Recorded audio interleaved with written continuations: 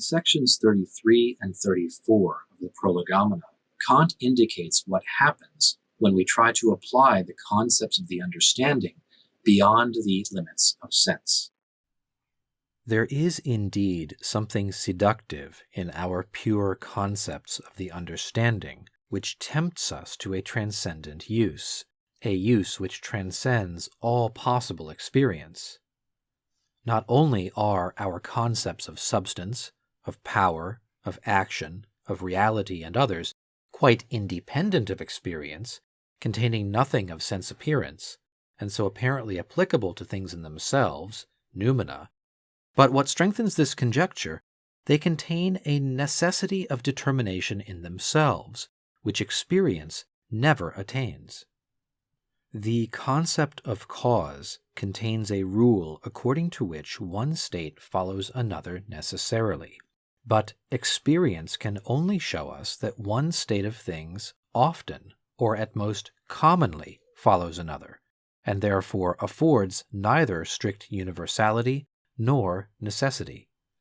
Hence, concepts of the understanding seem to have a deeper meaning and content than can be exhausted by their merely empirical use,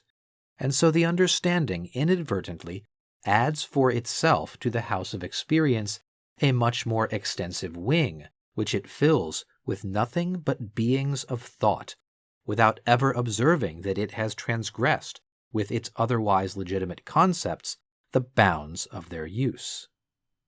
Two important and even indispensable, though very dry, investigations therefore became indispensable in the critique of pure reason, namely the two chapters, the schematism of the pure concepts of the understanding,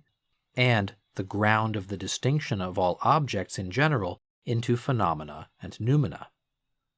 In the former there is shown that the senses furnish not the pure concepts of the understanding in concreto, but only the schema for their use, and that the object conformable to it occurs only in experience, as the product of the understanding from materials of sensibility. In the latter, there is shown that, although our pure concepts of the understanding and our principles are independent of experience, and despite the apparently greater sphere of their use, still nothing whatever can be thought by them beyond the field of experience, because they can do nothing but merely determine the logical form of the judgment with regard to given intuitions. But as there is no intuition at all beyond the field of sensibility,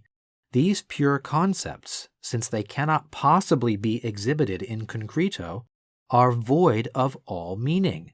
Consequently, all these noumena, together with their sum total, the intelligible world, are nothing but representations of a problem, the object of which in itself is quite possible, but the solution, from the nature of our understanding, totally impossible.